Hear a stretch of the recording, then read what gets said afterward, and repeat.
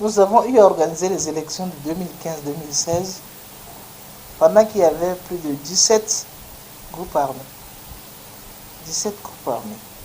Et on a pu organiser des élections libres et transparentes.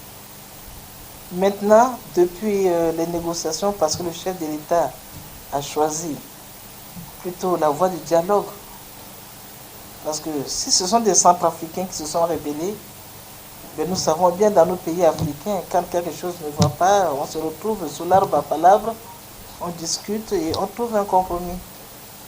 Donc pour ceux qui sont des Centrafricains, il y a eu un long processus qui a conduit à la signature d'un accord politique pour la paix et la réconciliation. Suite à cet accord, plusieurs groupes armés ont arrêté d'être, ils ont cessé leur action sur le terrain. Aujourd'hui, nous n'avons que 4 groupes armés qui continuent à se faire parler d'elles. Donc de 17 groupes armés, aujourd'hui, on en est à 4. Ça, c'est déjà un premier critère. On n'a pas beaucoup de groupes armés aujourd'hui sur le terrain. Les élections se sont bien préparées. Je vous ai parlé tout à l'heure de ce plan intégré de sécurisation qui est en cours, où il était prévu le redéploiement des forces sur le terrain. Il y a des cartographies qui ont été élaborées et nous avons pris même en compte l'aspect genre, parce qu'il y a certaines femmes qui sont candidates, donc il fallait étudier leur cas et voir concrètement comment les sécuriser. Tout allait bien, jusqu'à ce que, comme je vous ai dit tout à l'heure, jusqu'à ce qu'il y ait invalidation de certaines candidatures, dont celui du président Bouzizi. Alors maintenant, l'insécurité commence à revenir dans le pays, parce que le président a eu à signer des accords avec quelques groupes armés, où dans la déclaration, il a eu à dire ou vous choisissez la paix ou vous choisissez la mort. Mais les Centrafricains ne vont pas choisir la mort.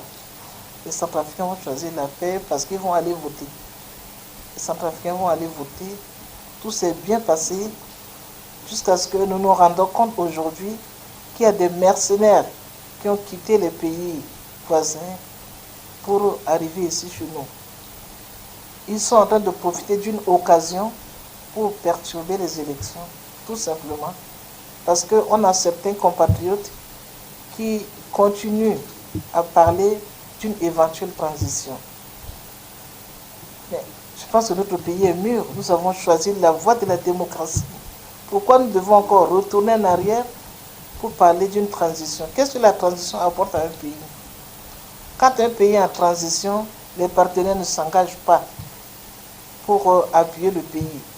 Quand un pays est en transition, personne ne viendra aider à reconstruire votre force de défense et de sécurité. Donc nous n'allons pas rétrograder notre pays parce que des efforts ont été faits.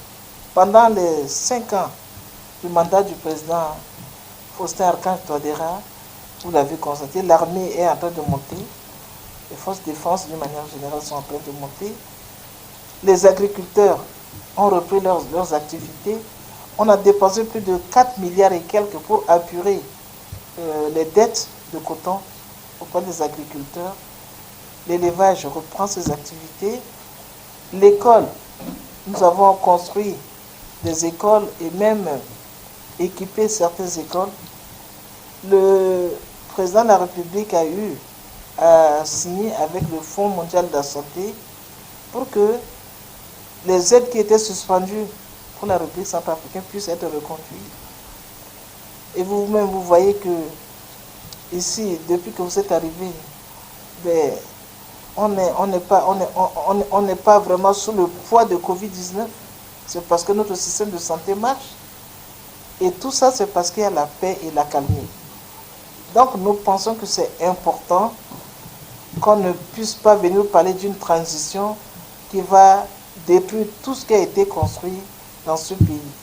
Nous irons aux élections, surtout que tous les partenaires, le G5, les Nations Unies, le secrétaire général des Nations Unies a fait des déclarations pour dire que la MINUSCA doit accompagner le processus électoral. Non seulement une déclaration, Mais dans la dernière résolution, il a été recommandé que la MINUSCA puisse assister à la préparation du processus électoral et sécuriser les élections. C'est un mandat de la MINUSCA. L'Union européenne, avec tous les pays membres, se sont engagés à soutenir ces élections. Ils ont investi des millions. Les institutions africaines, l'Union africaine et la CEAC ont fait des déclarations pour soutenir ces élections.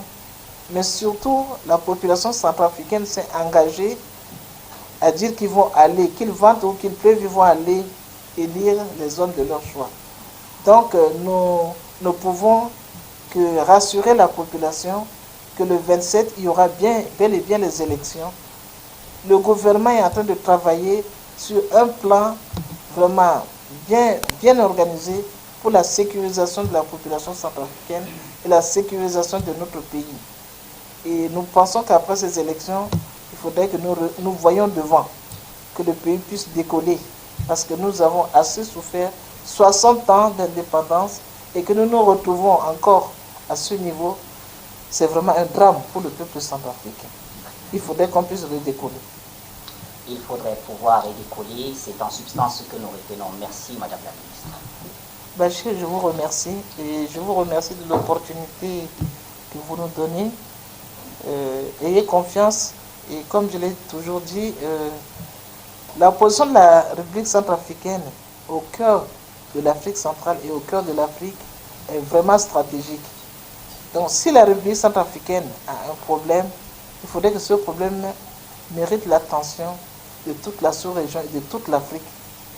Parce que si la maison de ton voisin brûle, il faut rapidement chercher à éteindre le feu.